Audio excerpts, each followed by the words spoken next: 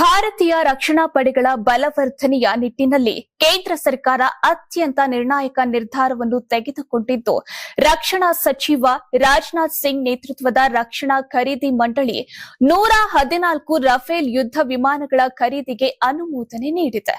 ಅದರಲ್ಲೂ ಫ್ರಾನ್ಸ್ ಅಧ್ಯಕ್ಷ Immanuel Macron ಅವರ ಭಾರತ ಭೇಟಿಗೂ ಮುಂಚಿತವಾಗಿ ಕೋಟ್ಯಾಂತರ ರೂಪಾಯಿ ಮೊತ್ತದ ಈ ಯೋಜನೆಯು ಎರಡು ದೇಶಗಳ ಸಂಬಂಧದಲ್ಲಿ ಹೊಸ ಮೈಲಿಗಲ್ಲು ಸೃಷ್ಟಿಸಲಿದೆ ಎನ್ನಲಾಗಿದೆ. ರಕ್ಷಣಾ ಸಚಿವ ರಾಜನಾಥ್ ಸಿಂಗ್ ಅವರ ಅಧ್ಯಕ್ಷತೆಯಲ್ಲಿ ನಡೆದ ಡಿಎಸಿ ಸಭೆಯಲ್ಲಿ ಈ ಐತಿಹಾಸಿಕ ತೀರ್ಮಾನ ಕೈಗೊಳ್ಳಲಾಗಿದ್ದು, ಈ ಒಪ್ಪಂದದ ಒಟ್ಟು ಮೌಲ್ಯ ಸುಮಾರು 3.25 ಲಕ್ಷ ಕೋಟಿ ರೂಪಾಯಿಗಳಾಗಿದೆ. ಹಾಗಾಗಿ ಇದು ಭಾರತದ ಇತಿಹಾಸದಲ್ಲೇ ಅತಿದೊಡ್ಡ ರಕ್ಷಣಾ ವ್ಯವಹಾರ ಎಂದು ಗುರುತಿಸಲ್ಪಡಲಿದೆ.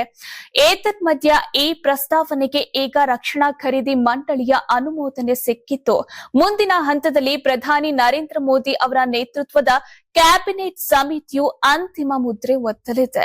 ಪ್ರಸ್ತುತ ಭಾರತೀಯ ವಾಯುಸೇನೆಯು ಯುದ್ಧ ವಿಮಾನಗಳ ತೀವ್ರ ಕೊರತೆಯನ್ನ ಎದುರಿಸುತ್ತಿದೆ ಎನ್ನಲಾಗಿದೆ. ದೇಶದ ಭದ್ರತೆಗೆ ಕನಿಷ್ಠ 42 ಸ್ಕ್ವಾಡ್ರನ್ಗಳ ಅಗತ್ಯವಿದ್ರೂ ಸದ್ಯ ಕೇವಲ 29 ಸ್ಕ್ವಾಡ್ರನ್ಗಳು ಮಾತ್ರ ಕಾರ್ಯನಿರ್ವಹಿಸುತ್ತಿವೆ. ಅದರಲ್ಲೂ ಹಳೆಯ ವಿಮಾನಗಳು ನಿವೃತ್ತಿಯಾಗುತ್ತಿರುವ ಹಿನ್ನೆಲೆಯಲ್ಲಿ ಈ ಹೊಸ 114 ರಫೇಲ್ ವಿಮಾನಗಳ ಸೇರ್ಪಡೆಯು ವಾಯುಸೇನೆಯ ಬಲವನ್ನ ಸುಮಾರು 35 ರಿಂದ 36 ಸ್ಕ್ವಾಡ್ರನ್ಗಳಿಗೆ ಏರಿಸಲಿದೆ.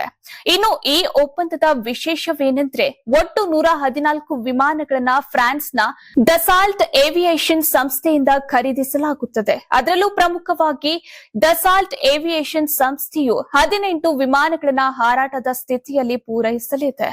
ಉಳಿದ 96 ವಿಮಾನಗಳನ್ನು ಭಾರತದಲ್ಲಿಯೇ ಟಾಟಾ ಅಡ್ವಾನ್ಸ್ಡ್ ಸಿಸ್ಟಮ್ಸ್ ಲಿಮಿಟೆಡ್ ಸಹಯೋಗದೊಂದಿಗೆ ತಯಾರಿಸಲಾಗುತ್ತದೆ. ಇದರಿಂದ ಪ್ರಧಾನಿ ಮೋದಿಯವರ ಮೇಕ್ ಇನ್ ಇಂಡಿಯಾ ಕನಸಿಗೆ ದೊಡ್ಡ ಬೂಸ್ಟ್ ಸಿಗಲಿದ್ದು, ಸಾವಿರಾರು ಜನರಿಗೆ ಉದ್ಯೋಗಾವಕಾಶಗಳು ಸೃಷ್ಟಿಯಾಗಲಿವೆ.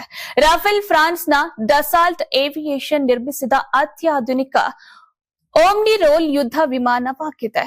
ಇದು ಗಾಳಿಯಿಂದ ಗಾಳಿಗೆ ದಾಳಿ, ಭೂಮಿಯಲ್ಲಿ 250 ಕಿಲೋಮೀಟರ್ ದೂರದ ವಸ್ತುಗಳ ಮೇಲೂ ನಿಖರ ದಾಳಿ ಮತ್ತು ಪರಮಾಣು ಸಾಮರ್ಥ್ಯ ಸೇರಿದಂತೆ ಹಲವು ಕಾರ್ಯಾಚರಣೆಗಳನ್ನ ಏಕಕಾಲದಲ್ಲಿ ನಿರ್ವಹಿಸಬಲ್ಲದು. ವಾಯುಸೇನೆಯ ಜೊತೆಗೆ ಭಾರತೀಯ ನೌಕಾಪಡೆಗೂ ಈ ಸಭೆಯಲ್ಲಿ ಗುಡ್ ನ್ಯೂಸ್ ಸಿಕ್ಕಿದೆ. ಅದರಂತೆ ಸಮುದ್ರದಲ್ಲಿ ಶತ್ರುಗಳ ಚಲನವಲನಗಳನ್ನ ಪತ್ತೆ ಹಚ್ಚಲು ಹೆಸರುವಾಸಿಯಾದ 6 ಹೆಚ್ಚುವರಿ P-8I ಪೊಸೈಡಾನ್ ವಿಮಾನಗಳ ಖರೀದಿಗೆ ಅನುಮೋದನೆ ನೀಡಲಾಗಿದೆ. ಇನ್ನು ಅಮೆರಿಕದ ಬೋಯಿಂಗ್ ಕಂಪನಿ ತಯಾರಿಸುವ ಈ ವಿಮಾನಗಳು ಶತ್ರುಗಳ ಸಬ್ಮರೀನ್ ಮತ್ತು ಹಡಗುಗಳನ್ನ ದೂರದಿಂದಲೇ ಗುರುತಿಸುವ ಸಾಮರ್ಥ್ಯ ಹೊಂದಿವೆ. ಅದರಲ್ಲೂ ಹಿಂದೂ ಮಹಾಸಾಗರದಲ್ಲಿ ಚೀನಾದ ಚಟುವಟಿಕೆಗಳು ಹೆಚ್ಚಾಗುತ್ತಿರುವ ಈ ಸಮಯದಲ್ಲಿಯೇ ಹೊಸ ವಿಮಾನಗಳ ಸೇರ್ಪಡೆ ಅಗತ್ಯವಿತ್ತು.